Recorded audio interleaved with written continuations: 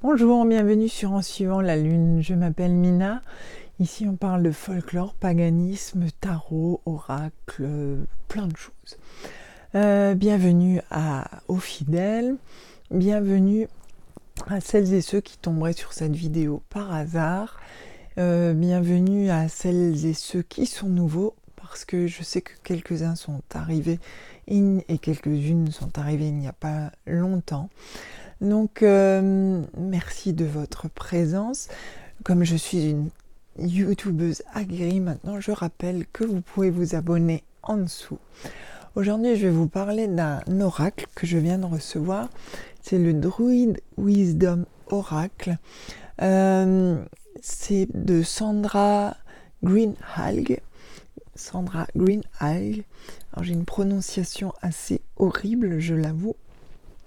Donc, je prie Sandra de m'excuser pour la prononciation de son nom. C'est un tarot qui a été édité, je crois, d'abord par Crowdfunding. Et donc, il a été édité à 500 exemplaires. J'ai eu la chance d'en récupérer un parce que elle fait partie, comme moi, de l'ordre des bardes, ovates et druides. Et donc, je suis très contente de l'avoir enfin dans les mains. Donc c'est une petite boîte assez classique.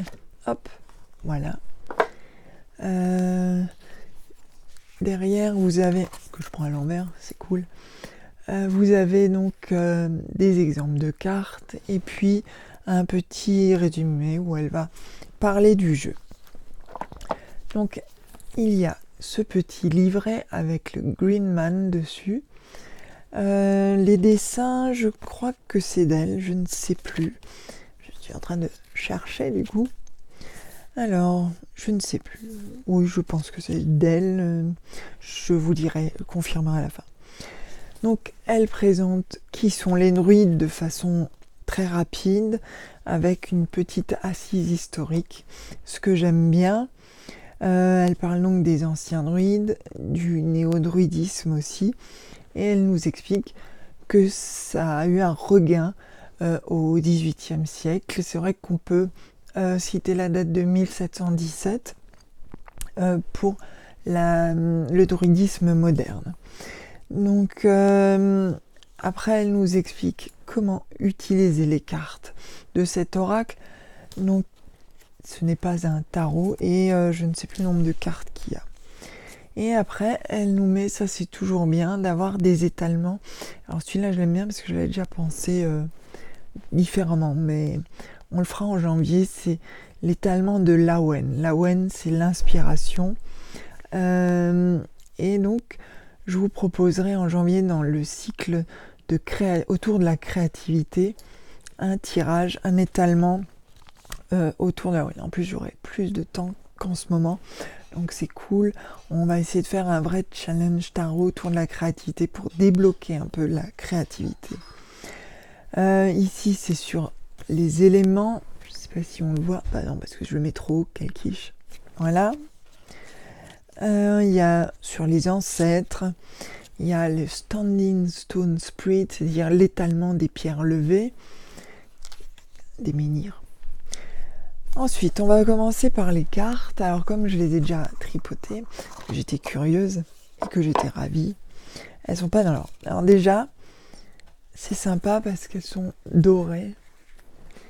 Sur le côté, on ne voit pas bien avec ma lumière à chier. Mais voilà, elles sont dorées sur le côté. Elles sont assez épaisses. Donc, on peut bien les prendre en main. Et ça, c'est toujours très agréable de pouvoir bien prendre un jeu en main.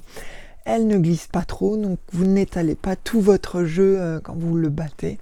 Et elle n'accroche pas trop, donc pas besoin de talc. Je vous avais expliqué dans une vidéo précédente que vous pouviez mettre du talc sur certaines cartes pour soit qu'elle glisse plus, soit qu'elle glisse plus trop. Donc voilà. Donc ça, c'était la première carte. C'est le Druid Wisdom Oracle. Le chêne est un arbre important, donc ici on a le gland et ici vous avez l'Awen avec les 3 rayons et je vous expliquerai l'Awen après. Et ensuite les 3 points ici qui sont les 3 aspects de la divinité. Alors moi, ça me fait toujours penser à une autre représentation que j'ai tatouée dans ma nuque, qui est Aton ou Athènes, qui est un dieu égyptien qui n'a pas de forme humaine. C'est le soleil qui distribue la vie. Et donc, c'était une des hérésies, ce qu'on appelle une hérésie égyptienne sous Akhenaten, le bien-aimé d'Athènes, ou d'Aton. Oui. Et donc, le rappeur Akhenaton s'appelle comme un pharaon. Et il y a aussi Khéops dans le groupe. Sachez que je ne suis pas du tout spécialiste de rap, vu que je suis une vieille goth qui fait peur. Alors, comme les cartes sont pas dans l'ordre, on va faire comme si. Alors, ensuite, il y a une petite prière de druide ici, qui est très jolie. Bon, elle est en anglais, c'est en anglais. Hein. Et donc, on va voir ici, il y a... Ah bah, c'est le copyright. Non, donc elle a tout fait elle-même. Vous pouvez le trouver d'ailleurs sur Etsy, mais je vous mettrai les liens en dessous. On retrouve le gland. Ah oui, j'ai oublié de montrer l'arrière des cartes. Donc, en fait, dans un oracle, la plupart du temps, je ne sais pas si c'est très important d'avoir un arrière de carte où on ne devine pas si c'est à l'envers ou à l'endroit, vu que l'oracle n'est pas tout à fait comme le tarot. Mais là, il y a un dessin inspiré du dessin celtique. Voilà. Hop. Alors, on va voir au fur et à mesure.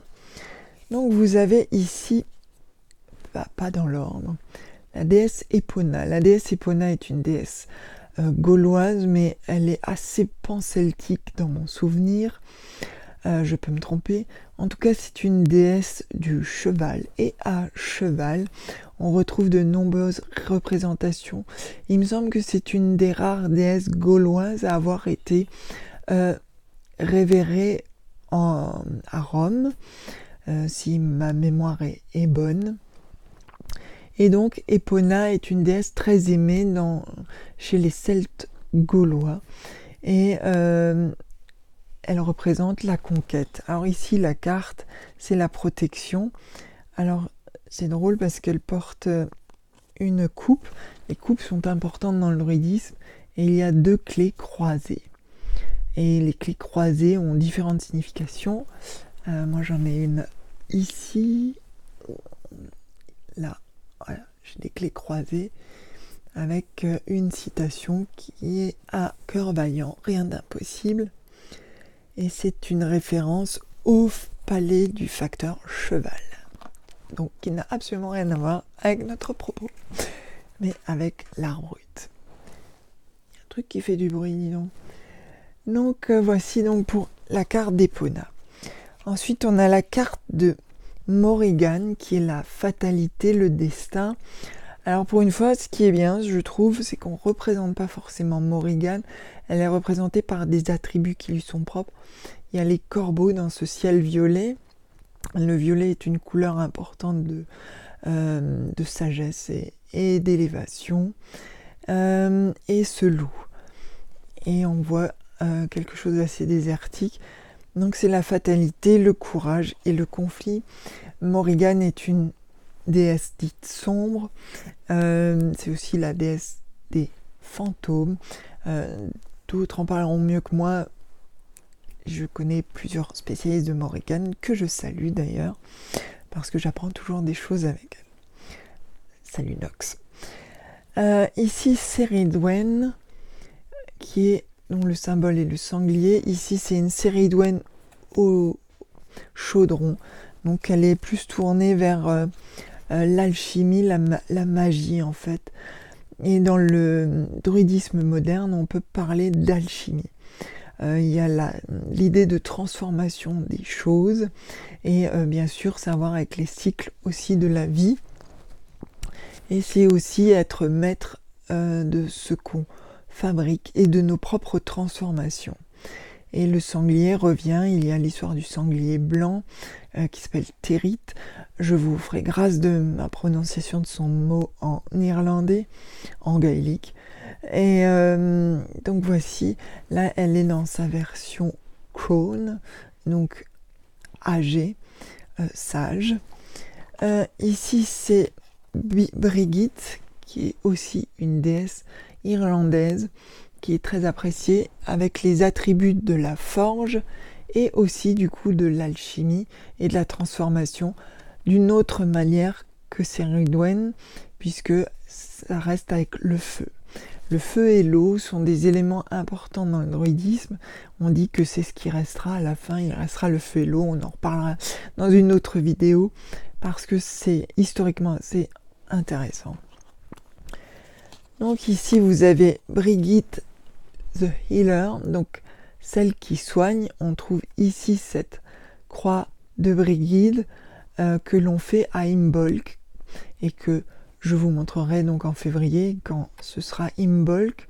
On parlera donc des traditions autour de cette fête qui est en fait la première fête du printemps et ça représente le foyer, la maison et l'aide, la santé. Donc Brigitte plus tard a donné Sainte Brigitte et on la retrouve, elle est assez pan-celtique aussi, elle porte différents noms.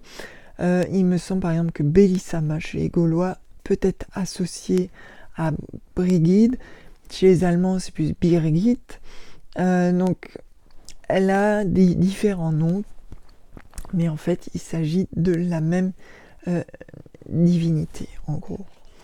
Ici on a Brigitte la poésie qui représente l'art du barde aussi, de dire et du poète et de savoir retranscrire les choses. Elle a le feu que moi j'associe toujours à la connaissance et dans le noir c'est la connaissance qui nous permet d'avancer. Donc et puis cette porte derrière qu'on peut supposer être celle d'un fanum, un temple. Le feu ici est représenté par la vouivre, la viverne aussi. C'est un dragon représenté souvent en rouge. Il me semble que c'était sur le drapeau saxon, si je ne dis pas de bêtises. Et donc, c'est le changement et la force. Dans certaines traditions non druidiques, on peut sauter par-dessus le feu et ça porte bonheur. Dans les traditions druidiques, on faisait parfois passer les animaux entre deux grands feux, notamment à la fête de Beltane. Et c'était censé porter chance, façon de parler, aux animaux et avoir une bonne récolte et une bonne saison. Donc le feu est purificateur, mais le feu est aussi destructeur. Il faut toujours se dire que les éléments ne sont pas bien ou mal, ils sont toujours en fait les deux. Vous prenez l'eau et le feu, ils sont à la fois bons pour nous, mais ils peuvent s'avérer aussi mauvais. Donc la dichotomie bien-mal, je pense qu'on peut l'oublier. Alors j'aime beaucoup l'eau, d'ailleurs. Donc on retrouve le saumon de la sagesse ici et un platypus, dont j'ai oublié, un ornithorynque. L'ornithorynque. Et c'est rigolo parce que du coup les platypus, on n'en a pas chez nous, des petits enfin je crois qu'ils ont disparu. Mais par contre il me semble qu'il y en a en Australie. Et c'est un animal assez intéressant puisque il fait un œuf alors que c'est un mammifère. Et quand j'étais petite, je rêvais d'avoir un ornithorynque à la maison. Ce qui paraît un peu compliqué, mais bon. Et donc c'est les émotions, c'est le flux, bien sûr, l'eau. Et c'est la beauté. L'eau, c'est aussi purificateur, au même titre que le feu, même si son action est différente. Par contre, on peut considérer que l'eau peut être supérieure au feu, puisque l'eau peut éteindre le feu. Donc il y a l'air avec le faucon. Quand on salue les points cardinaux dans le druidisme, on fait référence au faucon du matin ou de l'aube qui purifie l'air du battement de ses ailes. Elle le lie à la liberté, forcément, aux décisions et à la pensée. Et la terre qui fait partie avec ces symboles pictes. Alors moi j'ai mes cheveux qui poussent, il faut absolument que je me rase la tête. J'ai un symbole picte ici. Une fois je vous ferai une vidéo sur mes tatouages pour les expliquer. C'est une lune picte qui représente l'équilibre. Et donc ça c'est une pierre sculptée picte que je trouve très belle, qui existe vraiment, mais j'aime beaucoup l'art picte en général. Et donc la terre, c'est ce sur quoi on marche, qui nous tient, et c'est à la fois notre territoire et ce dont on doit s'occuper. C'est notre maison, c'est notre mère, façon de parler, et c'est aussi la manifestation du divin, quelles que soient les divinités qui sont vos guides, ou quelles que soient, si vous avez une pensée animiste encore plus, la terre, c'est ce qui est vraiment notre terre-mère en fait. Chez les Grecs, on l'appelait Gaïa, on l'a symbolisée par une déesse, parfois avec beaucoup de seins, donc de seins de loches, quoi. Et donc elle représentait la fertilité. Donc ici on est sur les éléments. Ensuite il y a les plantes avec le Green Man. C'est un élément décoratif souvent dans les églises que vous pouvez trouver. C'est un homme rempli de feuilles. Je dirais que son alter ego est le Wilderman, qui lui est plein de poils et qui représente plus les animaux. Lui, c'est vraiment la plante, donc la culture, se grandir comme une plante, planter les graines de quelque chose de nouveau. Et donc c'est assez intéressant. Mais ce n'est pas une divinité à proprement parler, même si on peut le rattacher à certaines divinités ou au roi au roi chêne. Plus souvent c'est le roi chêne. Mais le Green Man est avant tout une sorte d'archétype de la nature et que l'on retrouve même encore aujourd'hui dans les églises chrétiennes. L'étoile, on retrouve la lune picte, donc là, normalement elle est représentée comme ça. Là elle est dans une forme de croissant plus classique, donc, c'est un peu la lune que je porte ici. C'est le destin, le chemin, et la lune, c'est notre guide et elle dirige certains éléments. Les marées, on pense aux marées bien sûr. Et la lune, c'est aussi celle qui règne sur la période sombre, donc la période dans laquelle nous sommes, auquel nous allons entrer complètement avec le solstice, puisque les nuits ce sera la nuit mère, la Modranesh, la nuit la plus longue. Les animaux. Alors, c'est bien sûr le côté sauvage, la nature. On voit un cerf ici qui représente toujours le cycle. Et le cerf a énormément de symbolique. Une fois, je ferai une vidéo uniquement sur le cerf. Déjà parce que je vénère deux divinités, corps nu. En anglais, on dit antlered, ramuré, donc avec des ramures.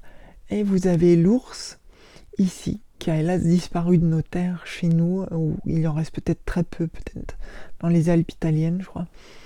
Les ours. L'ours a une symbolique panceltique assez importante, c'est-à-dire qu'on le retrouve dans de nombreuses régions, et symboliquement, c'est toujours la force, et en même temps, il y a quelque chose de très calme chez l'ours. Donc l'ours est aussi un animal assez intéressant. En fait, peut-être que je devrais faire une série sur les animaux et leur symbolique. Dites-moi en commentaire si ça vous intéresserait.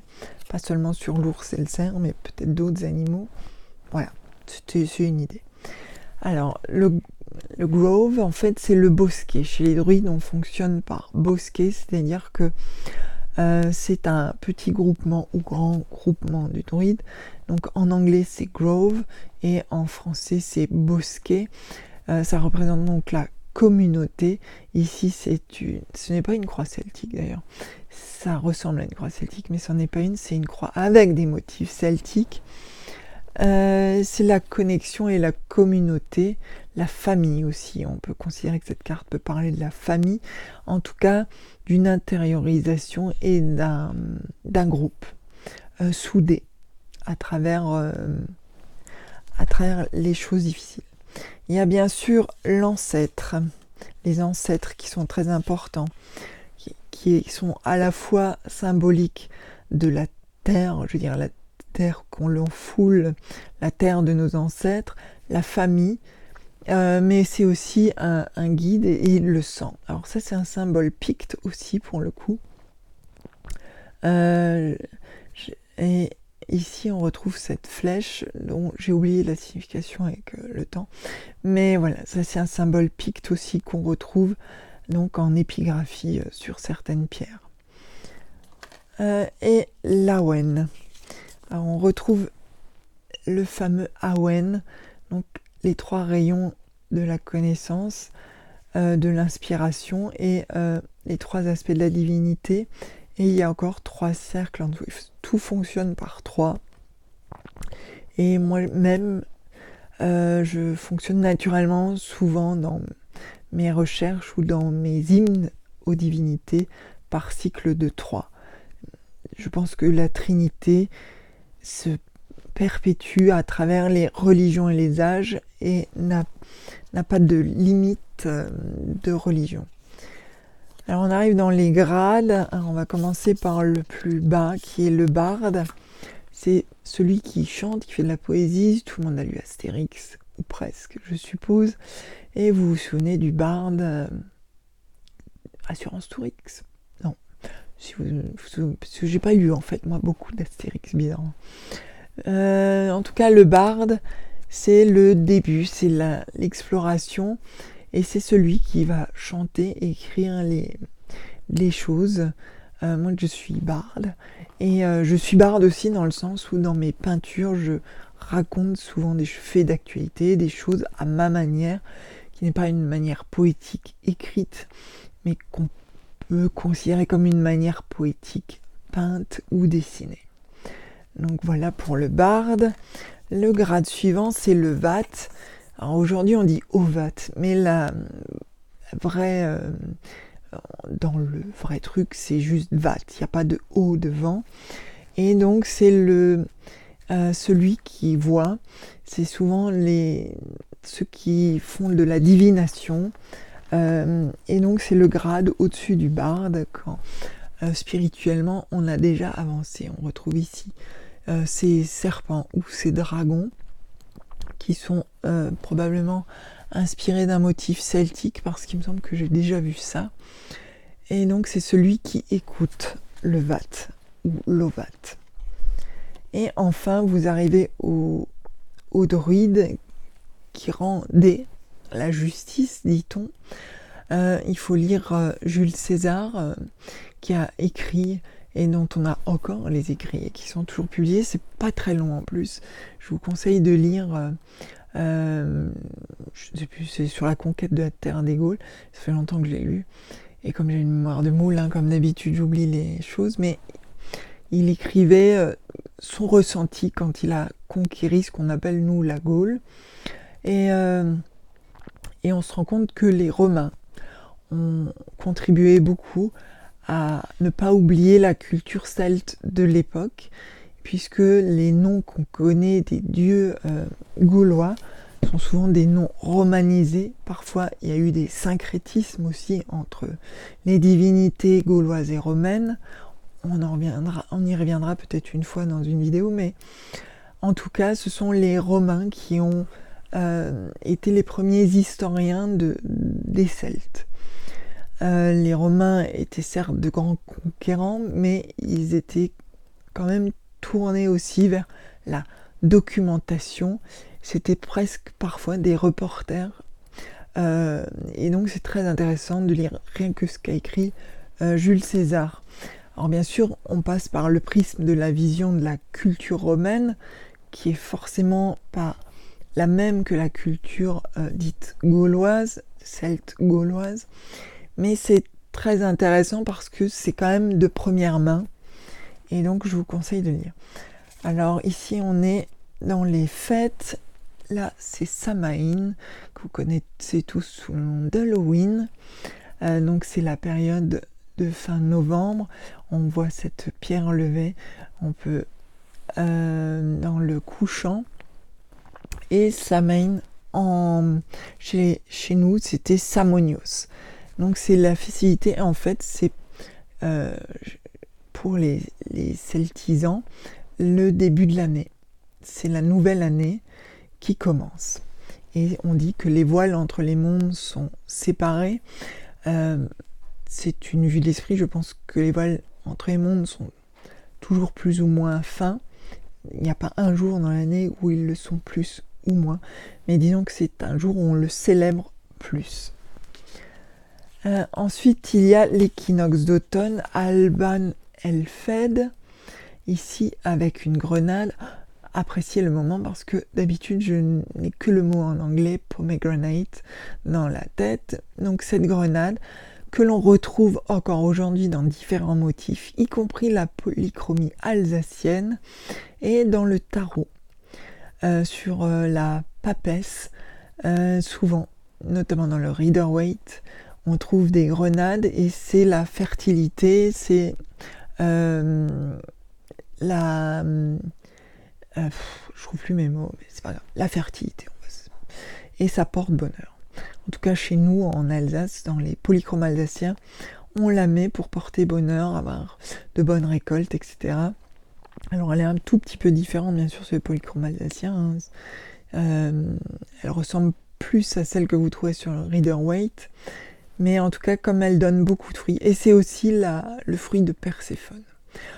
On peut supposer que ça peut être le fruit défendu aussi des chrétiens. Alors, on arrive à l'automne avec Lughnasadh, donc qui vient de Lugh, le dieu gaulois. Alors, Lugh, il y a différentes interprétations sur son nom. En gros, ça veut dire le brillant. C'est le soleil. Et donc, Lughnasadh, on fête les récoltes. On arrive à la fête d'été, Alban Effin, si la carte veut bien venir. Voilà. Alors, à Alban Effin, il y a toujours de grandes fêtes, notamment à Stonehenge, mais vous pouvez bien sûr fêter Alban Effin dans tous les lieux sacrés, et il y en a chez nous dans toutes les régions. Ici en Alsace, moi je vais souvent au Geissels, le rocher de la chèvre, et il y a aussi le Kroppefels, le rocher du corbeau, où se trouvent les portes du Valhalla. C'est deux lieux qui sont sacrés pour moi et qui ont une histoire de sacralité importante. Déjà un s'appelle on le surnomme le Valhalla, c'est le Kroppefels, et l'autre on dit que c'est là qu'il y avait la corde des innocents qui partait pour l'autre monde, c'est le Geissels. C'est pour l'histoire alsacienne qui n'a rien à voir avec Stonehenge qui est là-dessus, mais comme je suis attachée à ma terre et que j'adapte mon druidisme à ma terre, c'est normal que j'en parle. Ça c'est Beltane, donc c'est l'été. Et on retrouve l'idée du labyrinthe et du cheminement. C'est la vitalité aussi. Et il y a cette porte, je crois que c'est ce qu'on appelle le Glastonbury Tor. Mais je peux me tromper, mais ça y ressemble. Je vérifierai. Alors, Alban Elir, qui est le printemps, l'équinoxe de printemps, et on voit cette corne de bonne fortune ici, et donc c'est la fertilité, la prospérité, puisqu'au printemps, on va souhaiter que la saison dite claire soit bonne, et c'est pour les romanisants et les gréquisants, je suis pas sûre que ça se dise comme ça, la fête de Perséphone qui remonte des enfers pour se libérer pour la saison claire. Ensuite, Imbolc, je vous en parlais avant, c'est en février, notamment le 2 février, où on fête en fait la lumière et le début du printemps. La lumière revient, la nature commence à retrouver de la vitalité et la nuit s'efface face au jour.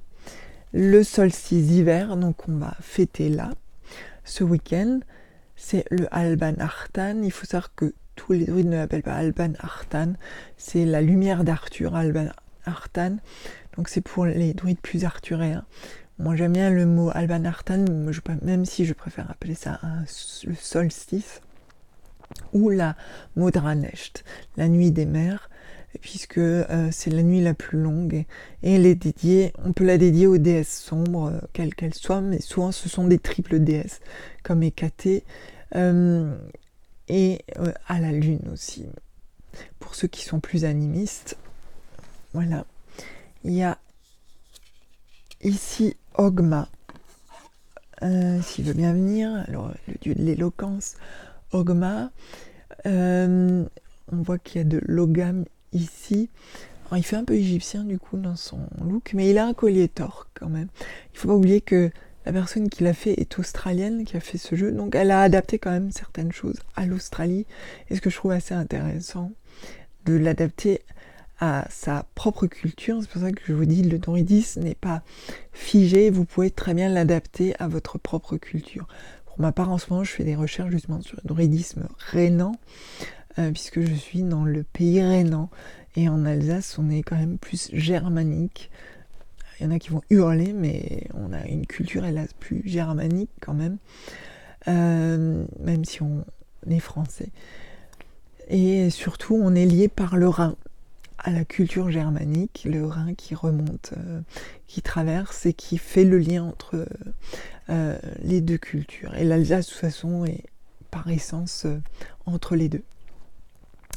Donc voici Ogma qui était capable de terrasser les gens par son éloquence. En faisant pra à la fin. Non, je rigole.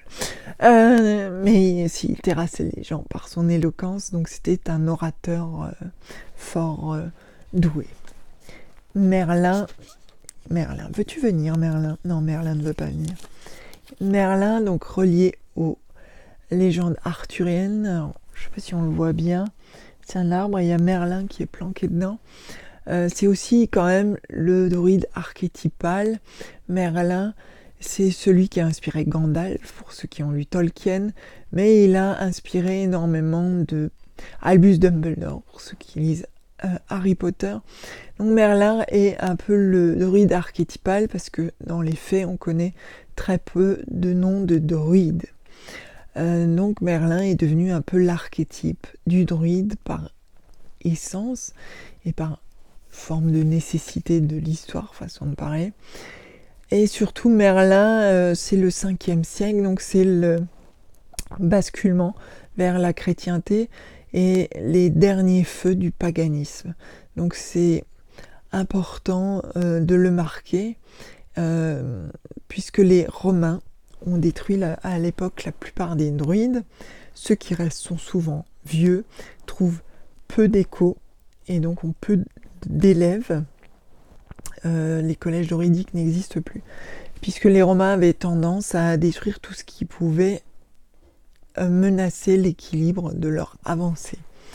Et donc, les druides ayant une forte influence sur la population, pas seulement religieuse, il faut se souvenir que c'est pas seulement religieux, c'est aussi philosophique, c'est aussi un apprentissage.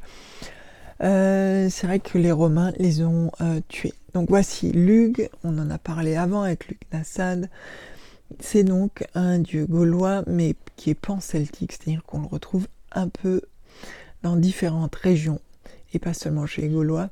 Parfois ça s'écrit un peu autrement, des fois il n'y a pas le H par exemple. Et donc c'est un dieu une divinité de la lumière et du soleil. Parfois on peut faire un syncrétisme avec Bélénos.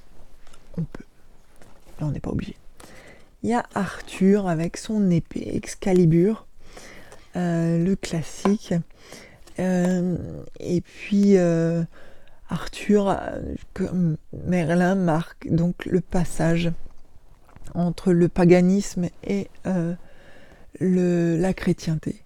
Et donc c'est le sacrifice, me dit la carte, le héros forcément, et puis le leadership. Donc le roi. La royauté est quelque chose qu'on retrouve régulièrement chez les Celtes, vu que c'est un système de royaume. Donc c'est logique que des rois, il y a les grands rois irlandais, donc on retrouve dans le... Je vous montre, parce qu'en fait j'ai tout un plan du Mabinogion,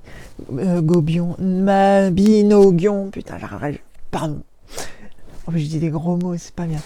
Le Mabinogion, qui est un corpus d'histoire très intéressant. Et donc j'ai une carte avec tous les héros du Mabinogion derrière moi là-bas.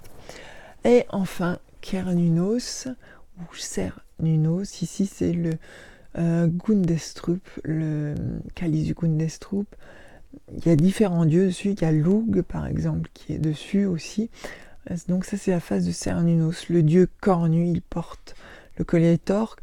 On dit que c'est lui qui a donné plus tard les représentations du Baphomet, du diable, mais je rappelle que le Baphomet date du 19e, et pas du tout. Le nom date de l'époque des Templiers, mais le Baphomet tel qu'on le représente date du 19e. Mais la différence importante se trouve dans les cornes, puisque là ce sont des ramures, et pas du tout des cornes de bouc. Le bouc garde ses cornes, les ramures elles tombent. Et c'est important comme différence parce que si Cernunnos a un côté sombre, comme je vous l'ai dit, on ne fait pas de dichotomie entre le bien et le mal. Le bien et le mal sont intrinsèquement l'un avec l'autre. Ça marque le cycle. Et le cycle est important. Les cornes tombent puis repoussent. Et il y a aussi la majesté de la ramure. Plus tard, les chrétiens auront le cerf blanc qui représentera le Christ. Et donc, on voit le syncrétisme avec le paganisme. Donc c'est toujours intéressant de voir comment ont évolué les divinités au cours des années. Donc voilà pour ce Druid Wisdom Oracle. Je pense que le tirage de cette semaine collectif, vous voulez choisir les cartes sur mon Instagram, ça sera avec ce jeu et puis je verrai quel tarot. J'étais un peu longue, dis donc. Je suis désolée. Donc vous pouvez vous abonner en dessous, j'essaierai d'être plus courte pour la prochaine vidéo. Tant pis, c'est comme ça, hein. Je parle, et puis voilà, on m'arrête plus, en plus je dis des gros mots. Donc merci de m'avoir suivi jusqu'au bout. Si vous avez des questions, vous pouvez les poser. Essayez de vous reposer, même si la période est fatigante. Essayez de prendre du recul si sur les réseaux sociaux vous vous sentez submergé par les infos. Lire, c'est très bien, lire. Et retrouvez-vous bientôt. Nous sommes censément dans une période d'introspection. Et si vous le souhaitez, vous pouvez aller chercher du gui au solstice. Ça porte bonheur et ça bénira votre maison. Si vous avez des animaux et que vous avez un peu peur que les boules tombent, ce n'est pas grave si vous enlevez les petites boules du gui pour le mettre chez vous. Ça évitera qu'une petite boule tombe et que votre animal de compagnie la mange. Et le gui gardera toute sa symbolique et ce qu'il représente. Donc si samedi ou dimanche vous avez envie de faire une petite promenade, vous trouvez un arbre, vous pouvez cueillir du gui, essayez de ne pas vous casser la figure, je ne voudrais pas être responsable d'un accident, et vous pouvez le ramener en pensant au bienfait jusqu'au printemps. En général on le change à Imbolc. Donc je vous remercie d'avoir suivi cette vidéo, vous pouvez vous abonner en dessous. À bientôt.